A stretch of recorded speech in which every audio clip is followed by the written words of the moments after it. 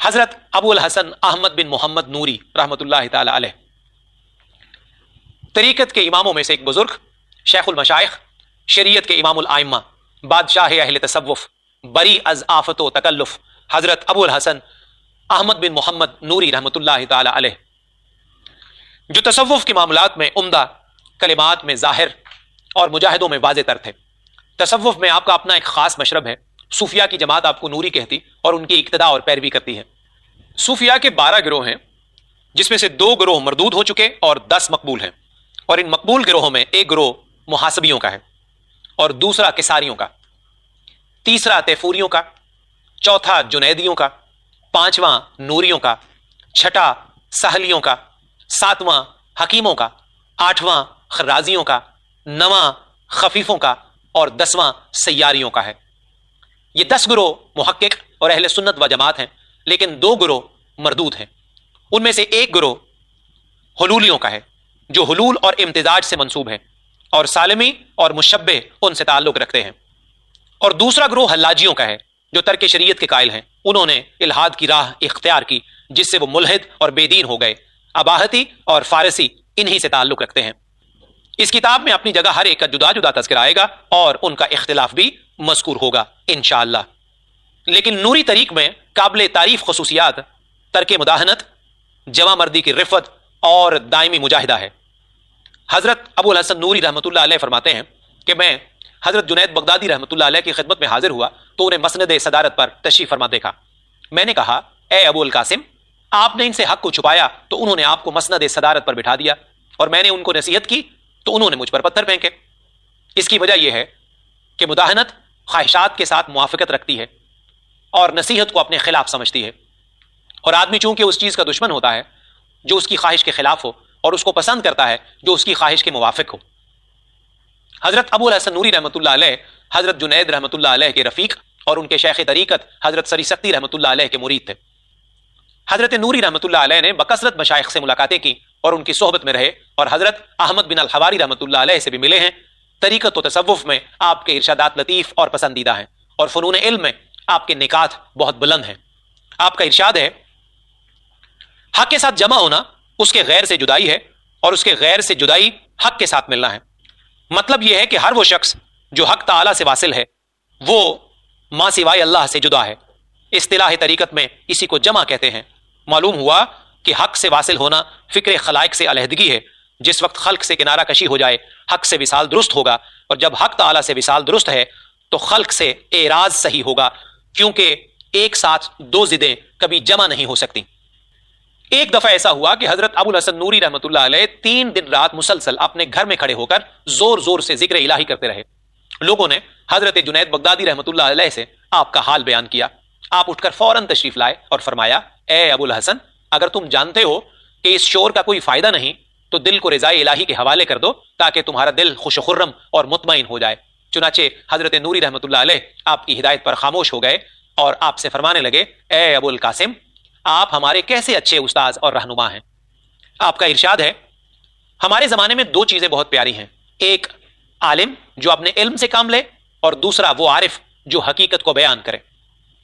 مطلب یہ کہ ہمارے زمانہ میں علم و معرفت دونوں عزیز ہیں، اس لیے کہ بے عمل علم بجائے خود جہالت اور نادانی ہے، اور بغیر حقیقت کے معرفت ناشناسی ہے۔ آپ نے اپنے زمانہ کے حالات اور نشانیاں بیان فرمائی ہیں، ورنہ آپ خود تمام اوقات میں عزیز تر ہوئے ہیں اور آج بھی عزیز ہیں۔ جو شخص عالم اور عارف کی جستجو میں سرگرداں رہتا ہے اور اپنے حال میں پریشان رہتا ہے، وہ کبھی عالم و عارف کو نہیں پا سکے گا، حالانکہ اسے اپنی ذات میں تلاش کرنا چاہیے، تاکہ اسے سارا جہان عالم و عارف نظر آئے، اور خود کو حوالہ خدا کر دے تاکہ جہان کو عارف نظر آئے۔ کیونکہ عالم و عارف بہت پیارا اور عزیز ہوتا ہے، اور عزیز اور محبوب دشواری سے حاصل ہوتا ہے۔ جس چیز کا ادراک دشوار ہو اس کے حاصل کرنے میں وقت کا ضیاع ہے۔ خود اپنے علم و معرفت کو حاصل کرنا چاہیے اور اپنے ہی اندر علم و حقیقت کے چشمے جاری کرنے چاہیے۔ آپ کا ارشاد ہے، جو شخص ہر چیز کو خدا تعالی کی طرف سے جانتا اور سمجھتا ہے وہ ہر شے کو دیکھ کر اس کی طرف متوجہ ہوتا ہے، اس لیے کہ ملک اور ملک دونوں کا قیام مالک کے ساتھ ہوتا ہے۔ لہذا تسکین خاطر خالق کائنات کو دیکھنے سے ہی حاصل ہوتی ہے، نہ کہ یہ پیدا شدہ اشیاء کو دیکھنے سے حاصل ہوتی ہے، کیونکہ اگر اشیاء کو افعال کی علت بنائے تو غم و فکر میں مبتلا ہو جائے گا، اور وہ کسی شے کی طرف اس کا متوجہ ہونا شرک ہوگا، اور اشیاء کو فعل کا سبب قرار دے گا تو سبب از خود قائم نہیں ہوتا بلکہ اس کا قیام مسبب کے ساتھ ہوتا ہے، اور جب وہ مسبب الاسباب کی طرف متوجہ ہو گیا تو وہ غیر میں مشغول ہونے سے نجات پائے گا۔ واللہ عالم۔ حضرت ابو عثمان سعید بن اسماعیل ہیری رحمۃ اللہ تعالی علیہ طریقت کے اماموں میں ایک بزرگ، پیشوائے سلف، یادگار صلحاء حضرت ابو عثمان سعید بن اسماعیل ہیری رحمۃ اللہ علیہ ہیں۔ آپ متقدمین میں بزرگ تر اور اپنے زمانہ میں منفرد تھے۔ اولیاء اللہ کے دلوں میں آپ کی بڑی قدر و منزلت تھی، اور ابتدا میں حضرت یحییٰ بن معاذ رازی رحمۃ اللہ علیہ کی صحبت میں رہے، پھر حضرت شاہ شجاع کرمانی کی صحبت میں عرصہ تک رہے، بعد ازاں حضرت ابو حفص رحمۃ اللہ علیہ کی زیارت کے لیے نیشا پور آ گئے اور ان کی صحبت میں رہے اور تمام عمر وہیں گزاری۔ آپ خود اپنی سرگزشت بیان کرتے ہوئے فرماتے ہیں کہ بچپن ہی سے میرا دل حقیقت کی طلب میں لگا ہوا تھا، اور اہل ظاہر سے میرا دل متنفر تھا۔ میرا دل جانتا تھا کہ عام لوگ جس ظاہری حالت میں ہیں یقیناً اس کے سوا کوئی باطنی حالت ضرور ہوگی، یہاں تک کہ میں بالغ ہو گیا۔ ایک دن میں حضرت یحییٰ بن معاذ رازی رحمۃ اللہ علیہ کی مجلس میں پہنچا تو وہاں میں نے باطنی حقیقت اور مقصود کا چشمہ بہتا ہوا دیکھا۔ میں نے ان کی صحبت اختیار کر لی، حتیٰ کہ ایک جماعت حضرت شاہ شجاع کرمانی رحمۃ اللہ علیہ کے پاس سے ان کی صحبت میں آئی۔ لوگوں نے ان کی باتیں مجھے سنائیں تو میرا دل ان کی زیارت کے لیے بےتاب ہو گیا۔ پھر میں نے رے سے کرمان جانے کا عزم کیا۔ میں نے بڑی کوشش کی کہ کسی طرح حضرت شاہ شجاع رحمۃ اللہ علیہ کی صحبت میسر آ جائے، مگر مجھے انہوں نے اجازت نہ دی اور فرمایا چونکہ تم مقام رجا کے پروردہ ہو اور تم نے حضرت یحییٰ کی صحبت اٹھائی ہے جو کہ مقام رجا پر فائز ہیں، اس لیے جسے مشرب رجا مل جائے وہ طریقت پر گامزن نہیں رہ سکتا، کیونکہ رجا کی تقلید سے کاہلی اور سستی آتی ہے۔ لیکن میں نے بہت منت سماجت کی اور 20 دن ڈیوڑی پر پڑا رہا، تب کہیں جا کر قدم بوسی کی اجازت نصیب ہوئی۔ ایک عرصہ تک حضرت شاہ شجاع رحمۃ اللہ علیہ کی صحبت میں رہا۔ وہ مرد غیور تھے، یہاں تک کہ انہوں نے حضرت ابو حفص رحمۃ اللہ علیہ کی زیارت کے لیے نیشا پور جانے کا عہد کیا تو میں بھی ان کے ہمراہ ہو گیا۔ جب ہم حضرت ابو حفص رحمۃ اللہ علیہ کے پاس پہنچے تو شاہ شجاع قبا زیب تن کیے ہوئے تھے۔ حضرت ابو حفص رحمۃ اللہ علیہ نے انہیں دیکھا تو تعظیم کے لیے کھڑے ہوئے اور استقبال کے لیے دوڑے اور فرمایا جسے میں گدڑی میں دیکھنا چاہتا تھا وہ قبا میں ملبوس ہے۔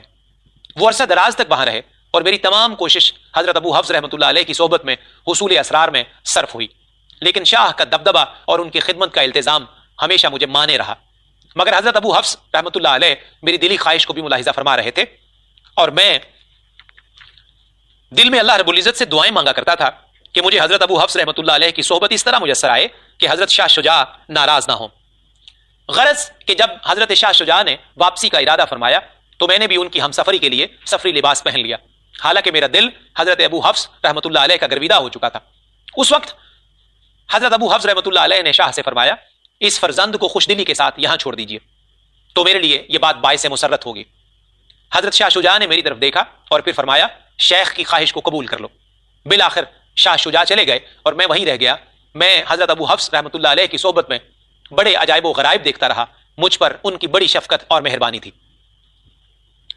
اللہ تعالیٰ نے حضرت ابو عثمان سعید بن اسماعیل رحمۃ اللہ علیہ کو 3 بزرگوں کی صحبت میں 3 منزلوں سے گزارا، اور وہ تینوں منازل خود ان کے اشارات میں موجود ہیں، یعنی مقام رجا حضرت یحییٰ بن معاذ رازی رحمۃ اللہ علیہ کی صحبت میں، مقام غیرت حضرت شاہ شجاع کرمانی رحمۃ اللہ علیہ کی صحبت میں، اور مقام شفقت حضرت ابو حفص رحمۃ اللہ علیہ کی صحبت سے حاصل ہوا۔ طریقت میں یہ جائز ہے کہ مرید 5 یا 6 یا اس سے زائد شیوخ کی صحبت میں رہ کر کوئی خاص منزل حاصل کرے اور شیخ اور اس کی صحبت سے کسی خاص مقام کا کشف کرائے، لیکن سب سے بہتر خصلت یہ ہے کہ مرید اپنے مقام سے کسی شیخ کو ملوث نہ کرے اور اس مقام میں ان کی نہایت کو ظاہر نہ کرے، بلکہ یوں کہے کہ ان کی صحبت میں میرا اتنا حصہ تھا، ان کا مرتبہ تو اس سے بلند تر تھا، البتہ میرے نصیب میں ان کی صحبت میں اس سے زیادہ حصہ نہیں تھا۔ ایسی روش مقام ادب کے زیادہ نزدیک ہے، اس لیے اس سالکان حق کو کسی کے مقام و احوال سے سروکار نہیں ہوتا۔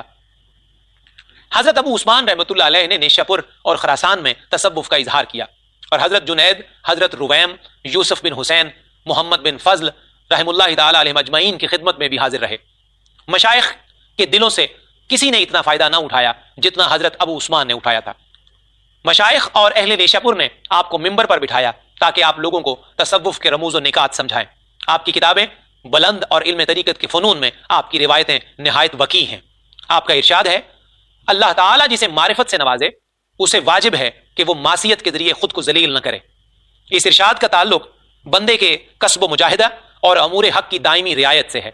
अगर तुम इस राह पर गामजन हो जो कि उसके लायक है तो याद रखो कि हक ताला जब किसी बंदे को मारिफत से नवाजे तो वो गुनाह में मुब्तला होकर खुद को जलील न करे, क्योंकि मारिफत हक ताला की अता और उसकी इनायत है और मासियत बंदे का फेल है। जिसे हक ताला की अता की इज्जत मिल जाती है उसके लिए नामुमकिन होता है कि हक ताला अपने किसी फेल के जरिए उसे जलील करे। जिस तरह कि हजरत आदम अलैहिस्सलाम को जब उसने अपनी मारिफत से मुअज़्ज़ज़ फरमा दिया तो फिर अपने फेल से उन्हें जलील ना फरमाया। हजरत अहमद बिन याह्या बिन जलाल रहमतुल्लाह ताला अलैह तरीकत के इमामों में से एक बुजुर्ग, सुहेल औज मारिफत, कुतुब महब्बत हजरत अबू अब्दुल्ला अहमद बिन याह्या बिन जलाल रहमतुल्लाह ताला अलैह। आप बुजुर्गान कौम और सादात वक्त में से थे, नेक खसलत, उम्दा सीरत, और हजरत जुनैद बगदादी रहमतुल्लाह ताला अलैह और हजरत अबुल हसन नूरी रहमतुल्लाह ताला अलैह और दीगर अकाबिर तरीकत के सोबत याफ्ता थे। हकाइक में आपका कलाम निहायत इरफा और इशारात लतीफ हैं। आपका इरशाद है, आरिफ का अज़्म और इरादा अपने मौला की तरफ होता है, उसके सिवा किसी चीज की तरफ वो माइल होता ही नहीं। इसलिए कि आरिफ को मारिफत के सिवा कुछ मालूम नहीं होता। जब उसके दिल का खजाना ही मार्फत इलाही हो जाता है तो उसकी हिम्मत का मकसूद दीदार इलाही के सिवा कुछ नहीं होता, क्योंकि अफकार की परेशानी गम फिक्र पैदा करती है और इसलिए वो बारगाह हक में हिजाब बन जाती है। आप अपना वाकया बयान करते हुए फरमाते हैं कि एक दिन मैंने एक खूबसूरत और हसीन मजूसी लड़के को देखा। उसका हुस्न जमाल देखकर मैं दंग रह गया और उसके रूबरू जाकर खड़ा हो गया।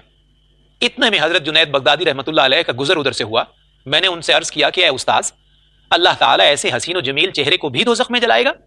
आपने फरमाया, ऐ फरजंद, ये नफ्स का खेल है जो तुझे लाहक हुआ है, ये नजारा इबरत नहीं है, क्योंकि अगर तुम बनिगाह इबरत देखो तो आलम के हर जर्रे में ऐसे ही अजूबे मौजूद पाओगे।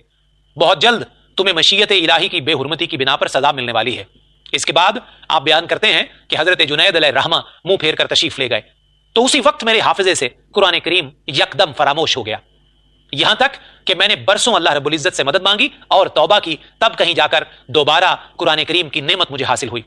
अब मुझ में यह जुर्रत नहीं कि मौजूदात आलम में किसी चीज की तरफ तवज्जो दूं और अपनी मोहब्बत को इस कायनात में इबरत की नजर से देखने में जाया करूं। हजरत रुवैम बिन अहमद रहमतुल्लाह ताला अलैह तरीकत के इमामों में से एक बुजुर्ग, वहीदुल असर इमामुद्दहर हजरत रुवैम बिन अहमद रहमतुल्लाह ताला अलैह। आपका शुमार बुजुर्ग सादात मशाइख और हजरत जुनैद रहमतुल्लाह अलैह के मुकर्रबीन खास और राजदारों में होता है। आप फकीहुल फुकहा हजरत दाऊद ताई रहमतुल्लाह अलैह के हम मशरब थे, इल्म तफसीर और इल्म किरात में कामिल महारत रखते थे और अपने जमाने में तमाम उलूम फ़नून में ऐसे मुनफरिद थे कि कोई आपका हम पल्ला न था। उलूए हाल, रिफ़त मकाम और नेक खसलती में यगाना रोजगार थे। रियाजत शदीदा में यकता और बेमिसाल थे। अपनी उम्र के आखिरी अय्याम में अलाए के दुनिया में मुलव्वस होकर मनसब कज़ा पर फाइज हो गए थे, हालांकि आपका दर्जा इससे कहीं ऊंचा था। चुनाचे हजरत जुनैद बगदादी रहमतुल्लाह अलैह फरमाते हैं कि हम मशगूल आरिफ हैं और रुवैम मशगूल फारिग। आपकी तसानीफ बकसरत हैं, खासकर वो किताब जिसका नाम गलतुल वाजिदीन है, मुझे बहुत पसंद है। ये किताब बहसे समा में है। एक शख्स ने आपसे पूछा, आपका हाल क्या है? आपने फरमाया, उस शख्स का हाल क्या पूछते हो जिसका हाल यह है कि दीन उसकी ख्वाहिश, उसकी हिम्मत, उसकी दुनिया, ना वो साले और मुत्तकी है और ना वो पाकीज़ा आरिफ। आपका यह इशारा नफ्स के ऐबों की तरफ था, इसलिए कि नफ्स के नजदीक ख्वाहिश का नाम दीन है और ख्वाहिश के पैरोकार उसे दीन का नाम देते हैं और उसकी पैरवी को शरीयत की मुताबियत कहते हैं। जो भी नफ्स की ख्वाहिश पर चलेगा, अगरचे वो बिद्दती ही हो, अहले हवा के नजदीक वो दीनदार कहलाएगा, और जो इसके खिलाफ चलेगा, अगरचे वो मुत्तकी ही क्यों ना हो, उसे बेदीन कहा जाएगा। हमारे जमाने में ये फितना और फसाद एक दूसरे में आम है, लिहाजा जिनकी हालत ऐसी हो हम उनकी सोहबत से पनाह मांगते हैं। दर हकीकत शेख ने साइल के जवाब में अहले जमाना के हाल की तरफ इशारा किया है, और यह भी मुमकिन है कि साइल को इस हाल के मुताबिक पाया हो तो आपने अपने ऊपर ढालकर उसका ही हाल बयान कर दिया हो और अपना हाल मख्फी रखा हो। वल्लाहु आलम। हजरत यूसुफ बिन हुसैन राजी रहमतुल्लाह ताला अलैह तरीकत के इमामों में से एक बुजुर्ग, नादर जमाना, रफीउल मंजिलत हजरत अबू याकूब यूसुफ बिन हुसैन राजी रहमतुल्लाह ताला अलैह हैं। आप वक्त के अकाबिर आइम्मा और मुतकद्दिमीन मशाइख में से थे। आपने बहुत उम्दा जिंदगी गुजारी। हजरत जुन्नून मिस्री रहमतुल्लाह अलैह के मुरीद और बकसरत मशाइख के सोबत याफ्ता और उनके खिदमत गुजार थे। आपका इरशाद है, लोगों में सबसे ज्यादा लालची जलील दरवेश है और उनमें सबसे ज्यादा साहिब इज्जत दरवेश सादिक है, क्योंकि लालच درویشی کو دونوں جہان میں خوار کرتی ہے، اس لیے بجائے خود درویشی اہل دنیا کی نظر میں حقیر اور ذلیل ہے، اور جب اس کے ساتھ لالچ بھی شامل ہو جائے تو اور زیادہ ذلیل بنا دیتی ہے۔ لہٰذا صاحب عزت تونگر ذلیل درویش سے بہت اچھا ہے، اور طمع و لالچ سے درویش محض فریبی اور جھوٹا معلوم ہوتا ہے۔ اور دوسرا، محب بھی اپنے محبوب کی نظر میں تمام مخلوق سے زیادہ ذلیل ہوتا ہے، اس لیے کہ محب خود کو اپنے محبوب کے معاملے میں بہت ذلیل جانتا ہے اور اس کے ساتھ انکساری سے پیش آتا ہے۔ یہ بھی طمع و لالچ کا نتیجہ ہے۔ جب طبیعت سے طمع اور لالچ جاتی رہتی ہے تب ہر ذلت میں وہ عزت پاتا ہے۔ چنانچہ جب تک زلیخا حضرت یوسف علیہ السلام کی طمع میں رہیں وہ ہمیشہ ذلیل ہوتی رہیں، اور جب طمع جاتی رہی تو اللہ رب العزت نے ان کا حسن و جمال اور عالم شباب انہیں واپس کر دیا۔ قاعدہ یہ ہے کہ محب جتنا محبوب کے سامنے آنے کی کوشش کرے گا محبوب اتنا ہی دور ہوتا جائے گا۔ جب دوستی کو ہاتھ میں لے کر اور صرف دوستی پر اکتفا کر لے تو لامحالہ دوست اس کی طرف متوجہ ہوگا۔ در حقیقت محب کی عزت اس وقت تک ہے جب تک وصل کی طمع اور لالچ نہ کرے، اور جب محب میں وصال کی ہوس پیدا ہو اور وصل میسر نہ آئے تو اس کا لازمی نتیجہ یہ ہے کہ وہ ذلیل ہو جاتا ہے۔ اور جس محب کو دوستی میں دوست کے وصال و فراق سے بے نیازی نہ ہو اس کی محبت خالص نہیں ہوا کرتی۔ واللہ عالم۔ حضرت ابو الحسن سمنون بن عبداللہ خواص رحمۃ اللہ تعالی علیہ از ائمہ طریقت، آفتاب اہل محبت، قدوہ اہل معاملت، حضرت ابو الحسن سمنون بن عبداللہ خواص رحمۃ اللہ تعالی علیہ، آپ اپنے زمانہ میں بے نظیر عالم تھے، محبت میں آپ کا مرتبہ بہت بلند تھا، تمام مشائخ انہیں بزرگ جانتے تھے اور سمنون المحب کہتے تھے، حالانکہ وہ اپنے آپ کو سمنون الکذاب کہا کرتے تھے۔ آپ نے غلام الخلیل نامی ایک شخص سے بڑی تکلیفیں اٹھائیں۔ اس نے خلیفہ وقت کے آگے ناممکن و محال جھوٹی گواہیاں دی جس سے تمام مشائخ ہمیشہ آزردہ رہے۔ یہ غلام الخلیل ایک ریاکار آدمی تھا جو صوفی اور پارسا ہونے کا دعوے دار تھا۔ اس نے خود کو بادشاہ کا نائب اور خلیفہ مشہور کر رکھا تھا۔ یہ پکا دنیا دار اور چغل خور انسان تھا، اور اس طرح کے جھوٹے لوگ آج بھی پائے جاتے ہیں۔ اسی طرح یہ شخص درویشوں اور مشائخ کی بدگوئیاں حکام اور امراء کے سامنے کرتا رہتا تھا تاکہ ایسے لوگوں کی رسائی آمروں اور حاکموں تک نہ ہونے پائے اور خود اس کا مرتبہ برقرار رہے۔ مقام مسرت یہ ہے کہ حضرت سمنون رحمۃ اللہ علیہ اور ان کے مشائخ کے زمانہ میں صرف ایک ہی ایسا بدخصلت شخص تھا، ورنہ ہمارے زمانہ میں تو ہر محقق کے لیے 1,00,000 غلام الخلیل جیسے بدطینت موجود ہیں۔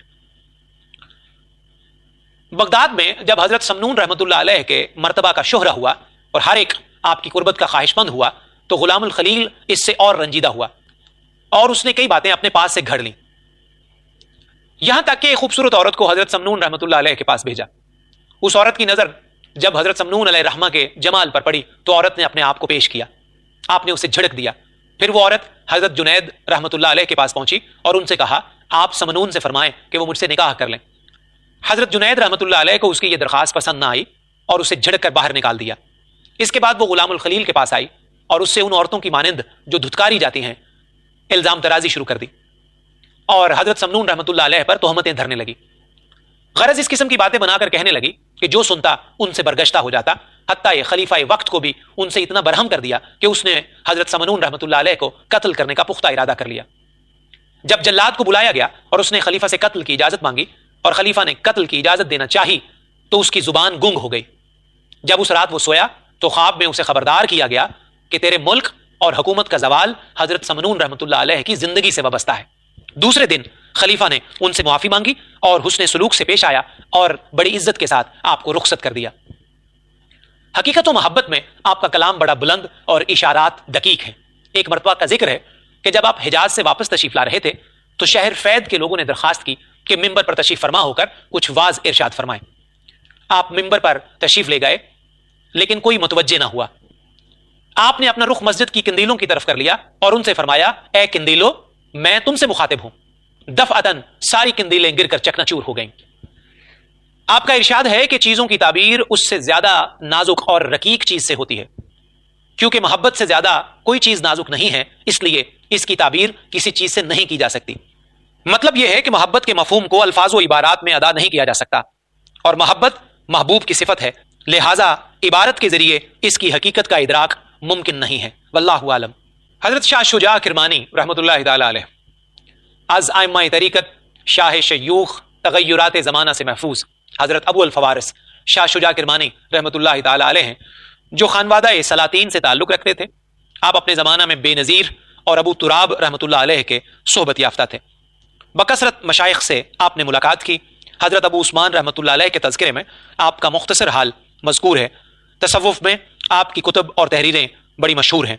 बिलखुसूस आपकी किताब मिरअतुल हुकमा यानी दानिशमंदों का आईना निहायत मकबूल है। आपका कलाम बड़ा बुलंद और अरफा है। आपका इरशाद है, साहिब फजीलत को उस वक्त तक फजीलत है जब तक कि वो अपनी फजीलत को ना देखें, और जब उसे देख लिया अब उसकी कोई फजीलत नहीं है। ऐसे ही साहिब विलायत के लिए उस वक्त तक विलायत है जब तक वो उसकी नजर से पोशीदा रहे। जब उसे नजर आ गई तो अब उसके लिए कोई विलायत नहीं है। मतलब यह है कि फजीलत ऐसी सिफत है जिसे फाजिल नहीं देखता, इसी तरह विलायत भी ऐसी सिफत है जिसे वली नहीं देखता। जिसने अपने आप को देखा कि मैं फाजिल हूं या मैं वली हूं, तो ना वो फाजिल है और ना वली। आपकी सीरत के तज़किरे में मज़कूर है कि आप 40 साल तक नहीं सोए, और जब सोए तो उन्हें ख्वाब में दीदार इलाही नसीब हुआ। उन्होंने अर्ज किया कि ऐ खुदा, मैं तुझे बेदारी में तलाश करता रहा मगर तू मुझे ख्वाब में मिला। फरमाया, ऐ शाह, तूने बेदारी ही की वजह से तो ख्वाब में यह नेमत पाई है, अगर तू वहां सोता तो यहां हमें ना पाता। वल्लाहु आलम। हजरत अम्र बिन उस्मान मक्की रहमतुल्लाह ताला अलैह, तरीकत के इमामों में से एक बुजुर्ग, दिलों के सरवर, बातिन के नूर, हजरत अम्र बिन उस्मान मक्की रहमतुल्लाह ताला अलैह, आप अकाबिर सादात अहले तरीकत में से थे। इल्म तरीकत के हकाइक में आपकी तसानीफ मशहूर हैं। अपनी निस्बत इरादत हजरत जुनैद बगदादी रहमतुल्लाह अलैह से करते थे। उनके बाद वो हजरत अबू सईद खराज रहमतुल्लाह अलैह की सोबत से भी फैजियाब हुए। उसूल में आप इमाम वक्त थे। आपका इरशाद है, मर्दाने खुदा के वजद की कैफियत इबारत से अदा नहीं की जा सकती, क्योंकि वो हक का भेद है जो मोमिनों के लिए है। इसलिए कि जिन लफ्जों को मुरक्कब करके मफहूम अदा किया जाए वो हक ताला का भेद नहीं होगा।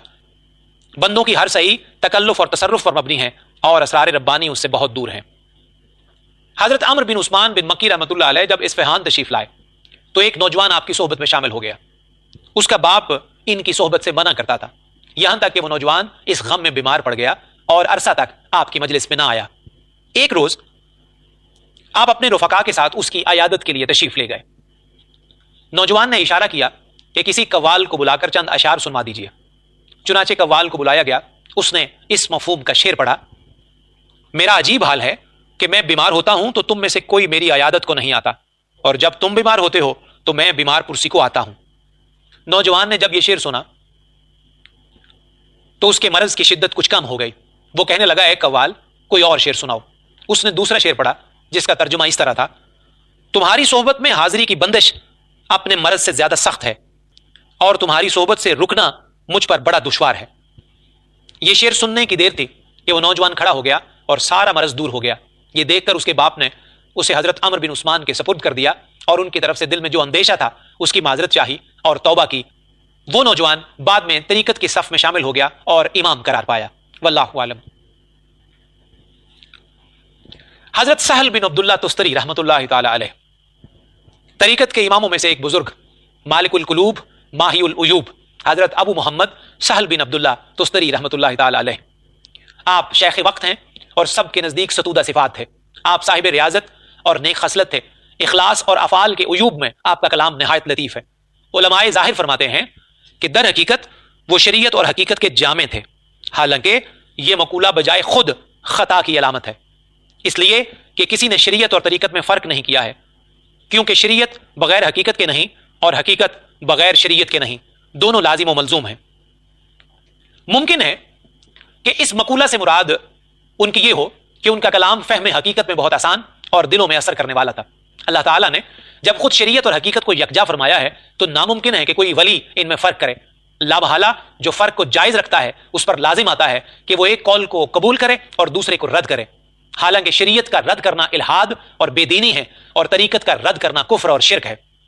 और जो फर्क भी नजर आता है वो मानी का फर्क नहीं है बल्कि असबात हकीकत का फर्क है। चुनाचे आप कहते हैं ला इलाहा इल्लल्लाह हकीकत है और मुहम्मदुर रसूलुल्लाह सल्लल्लाहु अलैहि वसल्लम शरीयत है। अगर कोई सेहत ईमान की हालत में इसे एक दूसरे से जुदा करना चाहे तो नहीं कर सकता। उसकी ये ख्वाहिश सेहत ईमान को बातिल करती है। हालांकि पूरी शरीयत हकीकत की असल है। जिस तरह तौहीद का इकरार हकीकत की मारिफत है, इसी तरह फरमान को बजा लाना शरीयत का हम मानी है। ये जाहिरदार लोग जो इन्हें पसंद ना आए उसके मुनकिर हो जाते हैं, راہ حق کے اصولوں میں کسی اصل کا انکار بہت خطرناک ہے۔ آپ کا ایک ارشاد ہے، روئے زمین کے رہنے والوں پر اس حال میں سورج طلوع اور غروب ہوتا ہے کہ اللہ تعالیٰ سے ان کی بے خبری بڑھتی ہی جا رہی ہے، بجز ان خوش نصیب لوگوں کے جنہوں نے اللہ رب العزت کو اپنے آپ پر اور اپنے اہل و عیال اور اپنی دنیا و آخرت پر مقدم کر رکھا ہے۔ مطلب یہ ہے کہ جو شخص اپنے مقدر کے دامن پر دست اندازی کرتا ہے، یہ اس کی دلیل ہے کہ وہ اللہ رب العزت کی قدرت سے لا علم ہے، کیونکہ اگر اسے معرفت ہوتی تو وہ تدبیر سے کنارہ کش ہو جاتا، کیونکہ معرفت تدبیر کے ترک کی مقتضی ہے اور اسی کا نام تسلیم و رضا ہے۔ تدبیر کا اسبات تقدیر سے جہالت اور نادانی ہے۔ واللہ عالم۔ حضرت محمد بن فضل بلخی رحمۃ اللہ تعالی علیہ طریقت کے اماموں میں سے ایک امام، مختار اہل حرمین، مشائخ کے قرۃ العین حضرت ابو عبداللہ محمد بن فضل بلخی رحمۃ اللہ تعالی علیہ، آپ کا شمار بزرگ مشائخ میں ہوتا ہے اور اہل عراق اور اہل خراسان کے محبوب تھے۔ حضرت احمد بن خضرویہ رحمۃ اللہ علیہ کے مرید تھے اور حضرت ابو عثمان رحمۃ اللہ علیہ کو آپ سے عظیم تعلق کی خاطر تھا۔ متعصب لوگوں نے اپنے جوش جنون میں آپ کو بلخ سے نکال دیا، آپ وہاں سے سمرقند تشریف لے گئے اور وہیں ساری عمر گزاری۔ آپ کا ارشاد ہے، لوگوں میں زیادہ عارف وہ ہے جو ادائے شریعت میں کوشاں اور اپنے نبی صلی اللہ علیہ وآلہ وسلم کی پیروی کا سب سے زیادہ خواہش مند ہے، کیونکہ جو جتنا خدا کے نزدیک ہوگا وہ اتنا ہی ادائے حکم میں حریص ہوگا، اور جو خدا سے جتنا دور ہوگا وہ اتنا ہی اس کے رسول علیہ الصلوۃ والسلام کی پیروی سے کنارہ کش ہوگا۔ آپ کا ارشاد ہے، میں اس شخص پر تعجب کرتا ہوں جو جنگل، صحرا اور بیابانوں کو طے کرتا ہوا خدا کے گھر اور حرم تک تو پہنچتا ہے، کیونکہ اس میں نبیوں کے آثار ہیں، لیکن وہ اپنے نفس کے جنگل اور اپنی خواہشات کی وادیوں کو طے کر کے اپنے دل تک پہنچنے کی کوشش کیوں نہیں کرتا؟ کیونکہ دل میں تو اس کے مولا کے آثار ہیں۔ مطلب یہ ہے کہ دل حق تعالیٰ کی معرفت کی جگہ ہے، اور وہ اس کعبہ سے بہتر ہے جو خدمت اور عبادت کا قبلہ ہے۔ کعبہ وہ ہے جس کی طرف بندے کی نظر ہے، اور دل وہ ہے جس کی طرف حق تعالیٰ کی خود نظر ہے۔ جہاں میرے دوست کا دل ہوگا میں وہاں ہوں گا، اور جہاں اس کا حکم ہوگا وہاں میری مراد ہوگی، اور جس جگہ میرے نبیوں کے آثار ہیں وہ جگہ میرے دوستوں کا قبلہ ہے۔ حضرت محمد بن علی ترمذی رحمۃ اللہ تعالی علیہ طریقت کے اماموں میں سے ایک بزرگ، شیخ باخطر، فانی از صفات بشر، حضرت ابو عبداللہ محمد بن علی ترمذی رحمۃ اللہ علیہ ہیں۔ فنون علم کے کامل اور برگزیدہ شیخ المشائخ تھے۔ آپ کی تصانیف بکثرت ہیں اور ہر کتاب سے آپ کی کرامتیں ظاہر ہیں۔ آپ کی تصانیف میں ختم ولایت، کتاب النہج اور نوادر الاصول زیادہ مشہور ہیں۔ میں آپ کی ہر کتاب پر فریفتہ ہوں۔ میرے شیخ نے فرمایا ہے کہ حضرت محمد بن علی ترمذی ایسے در یتیم ہیں جن کی مثال سارے جہان میں نہیں ہے۔ علوم ظاہری میں بھی آپ کی کتابیں ہیں اور احادیث میں بھی آپ کی سند بہت وسیع ہے۔ آپ نے ایک تفسیر بھی شروع کی تھی مگر آپ کی عمر نے وفا نہ کی۔ جس قدر تحریر فرمائی ہے وہ تمام اہل علم میں مروج ہے۔ حضرت امام اعظم ابو حنیفہ رحمۃ اللہ علیہ کے مصاحبین میں سے کسی ایک خاص مصاحب کو فقہ پڑھائی۔ شہر ترمذ میں آپ کو حکیم ترمذی کے نام سے یاد کیا جاتا تھا۔ اس ولایت میں تمام دانشور صوفیاء آپ کی پیروی کرتے تھے۔ آپ کے مناقب بہت ہیں۔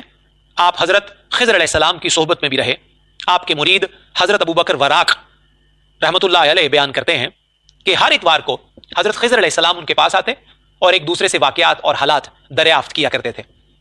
آپ کا ارشاد ہے، جو شخص علم شریعت اور اوصاف عبودیت سے ناواقف ہے وہ اوصاف ربوبیت سے بھی اور زیادہ بے خبر ہے، اور جو ظاہر میں معرفت نفس کی راہ سے بے خبر ہے وہ معرفت رب کی راہ یعنی طریقت سے بھی بخیر ہوگا، کیونکہ ظاہر باطن کے ساتھ مربوط ہے اور ظاہری تعلق بغیر باطن کے محال ہے، نیز بغیر ظاہر کے باطن کا دعویٰ بھی باطل ہے۔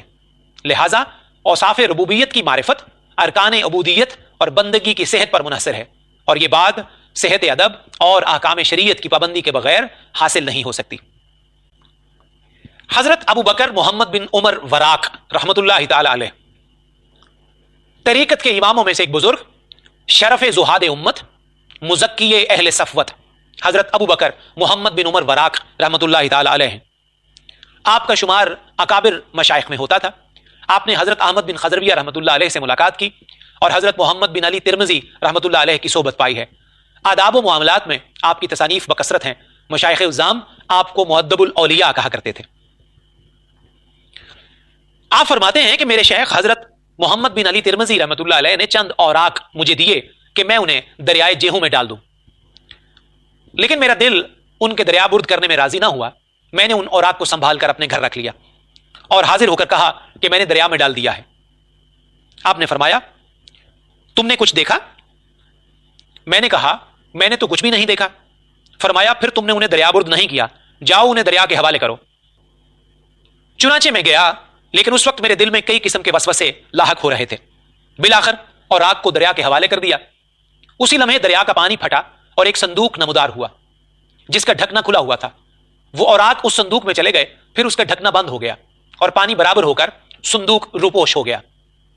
वापस आकर उन्होंने सारा वाकया अपने शेख के सामने बयान किया तो उन्होंने फरमाया, हाँ, अब तुमने औराक को दरिया में डाल दिया है। मैंने अर्ज किया, है शेख, ये क्या असरार हैं, मुझ पर भी जाहिर फरमाइए।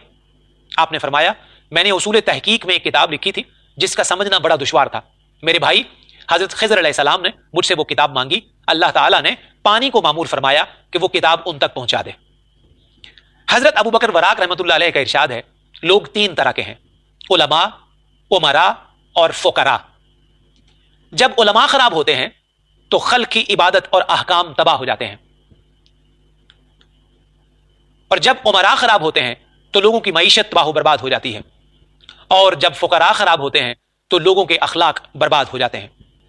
लिहाजा उमरा और सलातीन की खराबी जुल्म सितम, उलमा की खराबी हिर्स तमा, और फुकरा की खराबी जाहो मनसब की ख्वाहिश की सूरत में सामने आती है। जब तक उमरा और सलातीन उलमा से मुंह न मोड़ें वो तबाह बर्बाद नहीं होते, और जब तक उलमा बादशाहों की सोहबत से इज्तिनाब करें वो भी तबाह बर्बाद नहीं होते, और जब तक फुकरा में जाहो हशमत की ख्वाहिश पैदा नहीं होती वो भी खराब नहीं होते। इसलिए कि बादशाहों का जुल्म बेइल्मी की वजह से होता है, और उलमा में तमा बददयानती की वजह से होती है, और फुकरा में जाहो हशमत की ख्वाहिश बेतवक्कुली की वजह से होती है। लिहाजा बेइल्म बादशाह, बददयानत आलिम और बेतवक्कुल फकीर बहुत बुरे होते हैं, और लोगों में खराबियों का ज़हूर और बिगाड़ इन्हीं तीनों गुरोहों की वजह से होता है। हजरत अबू सईद अहमद बिन ईसा अल खराज रहमतुल्लाहि ताला अलैह तरीकत के इमामों में से एक बुजुर्ग, सफीना तवक्कुल, सालिक तरीके फना, हजरत अबू सईद अहमद बिन ईसा अल खराज रहमतुल्लाहि ताला अलैह, जो हवाले मुरीदा की जुबान और तालिबान औकात की बुरहान थे। सबसे पहले जिसने तरीके बकाउ फना की तारीफ लफ्जों में की वो आप ही थे। आपके मनाकिब उम्दा, रियाजत शदीद और उसके नुक्ते मशहूर हैं, उनसे किताबें भरी पड़ी हैं। आपका कलाम और आपके रमूज व इशारात बुलंद हैं। हजरत जुन्नून मिस्री रहमतुल्लाह अलैह, हजरत बिशर हाफी रहमतुल्लाह अलैह और हजरत सरी सख्ती रहमतुल्लाह अलैह की सोहबत से आप फैज़याब हुए। आपका इरशाद है कि रसूलुल्लाह सल्लल्लाहु अलैहि वसल्लम ने फरमाया, अल्लाह ताला ने दिलों को इस खासियत पर पैदा फरमाया है कि जो इस पर एहसान करता है उसका दिल मोहब्बत के साथ उसकी तरफ माइल होता है। मुझे ऐसे दिल पर ताज्जुब होता है जो ये देखने के बावजूद कि अल्लाह रब्बुल इज्जत के सिवा कोई एहसान करने वाला नहीं, मगर वो खुलूस दिल से खुदा की तरफ माइल नहीं होता। हकीकत यह है कि वही एहसान करता है जो ईमान और जानों का हकीकी मालिक हो। एहसान की तारीफ यह है कि जरूरतमंद के साथ भलाई की जाए, और जो खुद दूसरे का एहसानमंद है वो भला किसी दूसरे पर क्या एहसान करेगा। चूंकि हकीकी मलकियत और बादशाहत अल्लाह रब्बुल इज्जत ही को हासिल है, और उसी की जात ऐसी है कि जो किसी दूसरे के एहसान से बेनियाज है। जब बंदगान खुदा मुनइम और मुहसिन के एहसान और इनाम के इस मानी को देखते और समझते हैं तो उनके कुलूब मुकम्मल तौर पर उसी की मोहब्बत में गर्क हो जाते हैं, और वो हर गैर से किनारा कश हो जाते हैं। हजरत अली बिन मोहम्मद इस्फहानी रहमतुल्लाहि ताला अलैह तरीकत के इमामों में से एक बुजुर्ग इमाम, शाह मुहक्किकां, दिल मुरीदा, हजरत अबुल हसन अली बिन मोहम्मद इस्फहानी रहमतुल्लाहि ताला अलैह। यह भी कहा गया है कि हजरत अली बिन मोहम्मद का शुमार अकाबिर मशाइख में होता था, और उनसे हजरत जुनैद बगदादी रहमतुल्लाह अलैह की लतीफ मौज़ूआत पर खतो किताबत भी होती रहती थी, और हजरत अमर बिन उस्मान मक्की रहमतुल्लाह अलैह उनकी ज़ियारत को इस्फहान तशरीफ ले गए थे। आप हजरत अबू तुराब के मुसाहिब और हजरत जुनैद रहमतुल्लाह अलैह के रफ़ीक़ खास थे। गरज आप ममदूह मशाइख, रिज़ा और रियाजत से आरास्ता और फितना व आफत से महफूज थे। हकायक मुआमला में उम्दा जुबान और दकायक व इशारात में लतीफ बयान के हामिल थे। आपका इरशाद है, बारगाह कुदसी में हुजूरी यकीन से अफजल है, इसलिए कि हुजूर दिल में जागुजी होता है, उसमें गफलत जायज नहीं, और यकीन में खतरे हैं कि कभी वो होता है और कभी नहीं। लिहाजा हाजिर रहने वाले हुजूर में रहते हैं اور یقین کرنے والے چوکھٹ پر آپ کا ہی ارشاد گرامی ہے. حضرت آدم علیہ السلام سے لے کر قیامت تک کے لوگ یہی کہتے رہے اور کہتے رہیں گے کہ ہائے دل ہائے دل، لیکن میں ایسے شخص کو دیکھنا پسند کرتا ہوں جو یہ کہے کہ دل کیا ہے یا دل کیسا ہوتا ہے، لیکن میں نے ایسا شخص ابھی تک نہیں دیکھا. عام لوگ گوشت کے لوتھڑے کو بھی دل کہتے ہیں، وہ تو پاگلوں، دیوانوں اور بچوں میں بھی ہوتا ہے. اگر وہ دل نہیں ہے تو پھر دل کیا ہے جسے بجز لفظوں کے کوئی نہیں سنتا؟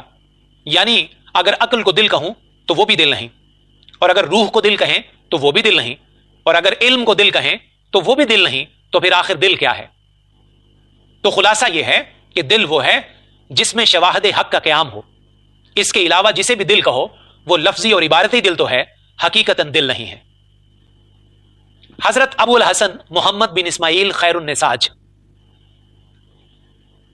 طریقت کے اماموں میں سے ایک بزرگ شیخ طریقت، شیخ اہل تسلیم، طریق محبت میں مستقیم، حضرت ابو الحسن محمد بن اسماعیل خیر النساج رحمۃ اللہ علیہ ہیں.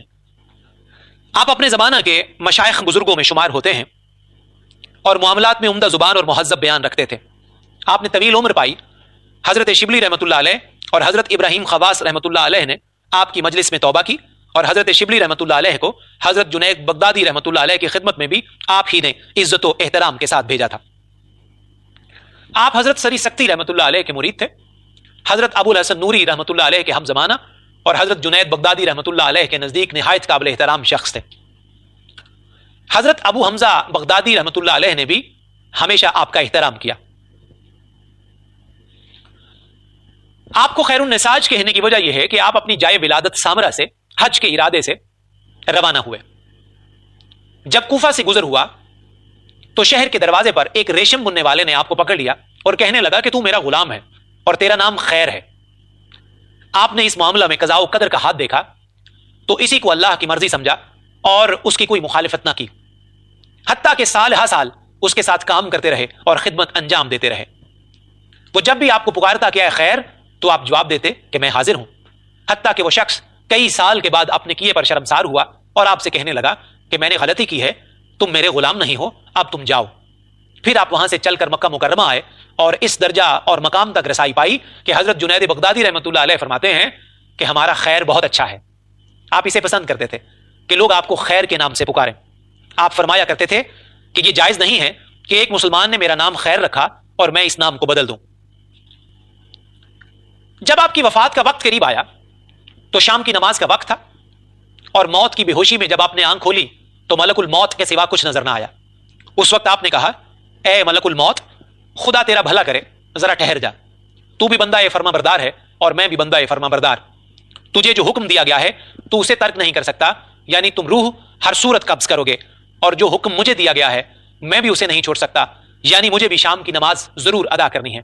لہٰذا تم مجھے اتنی مہلت دو کہ میں فرمان الہی بجا لاؤں، پھر تمہیں اجازت دے دوں گا کہ تم بھی اپنے خدا کا حکم بجا لاؤ.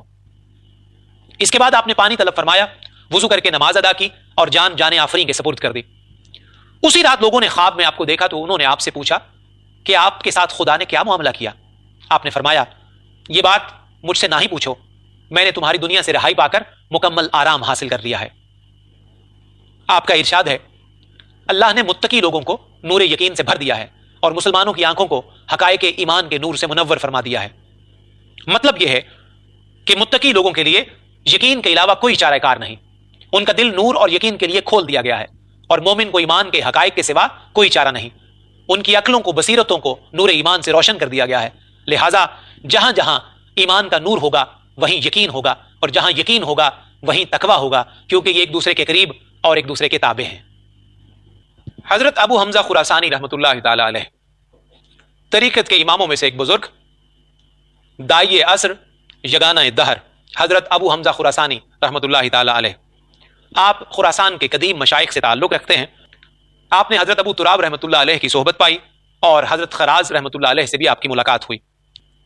توکل پر آپ کو کامل یقین اور اعتماد تھا. ایک دن کا واقعہ ہے کہ آپ جا رہے تھے کہ اچانک کسی کنویں میں گر پڑے. 3 دن کے بعد ایک قافلہ ادھر سے گزرا اور کنویں کے کنارے اس نے پڑاؤ کیا. آپ نے دل میں خیال کیا کہ اہل قافلہ کو مدد کے لیے پکاریں یا نہ پکاریں. پھر خیال گزرا کہ آواز دینا اچھا نہیں ہے کیونکہ یہ غیر اللہ سے مدد چاہنا ہوگا اور اس کی شکایت بھی. گویا میں یہ کہوں گا کہ خدا نے تو مجھے کنویں میں ڈالا ہے، اب تم میں سے کوئی مجھے یہاں سے آ کر نکال لے۔ اتنے میں قافلے والے خود کنویں پر آ گئے اور کنویں میں جھانک کر کہنے لگے کہ یہ کنواں تو سرے راہ واقع ہے، یہ نہ ہو کہ کوئی اس میں گر پڑے، کیونکہ نہ اس پر کوئی روک ہے اور نہ کوئی منڈیر وغیرہ، ایسا نہ ہو کہ کوئی راہ گزر ادھر سے گزرے اور اس کنویں میں جا پڑے۔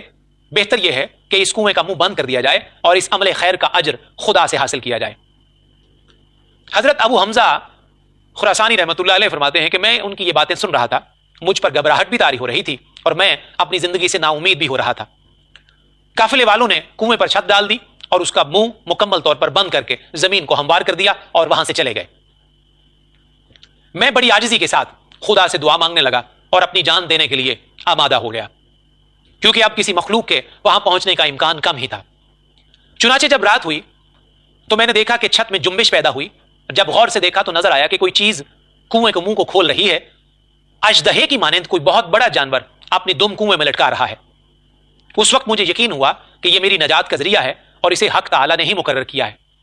میں نے اس جانور کی دم پکڑ لی اور اس نے مجھے کھینچ کر باہر نکال لیا۔ اسی وقت غیب سے آواز آئی، اے ابو حمزہ، کیسی اچھی تمہاری نجات ہے کہ جان لینے والے کے ذریعے تمہاری جان کو نجات بخشی گئی ہے۔ لوگوں نے آپ سے سوال کیا کہ غریب کون ہے؟ آپ نے فرمایا، وہ شخص جو الفت اور محبت الہی سے پریشان اور وارفتہ ہو۔ درویش کے لیے دنیا و آخرت میں کوئی وطن نہیں ہے اور وطن کے سوا الفت کرنا وحشت ہے۔ جب درویش کی الفت مخلوق سے منقطع ہو گئی تو وہ ہر ایک سے وحشت زدہ ہوگا اور اس کی یہ حالت غربت کہلائے گی۔ یہ بہت بلند درجہ ہے، واللہ عالم۔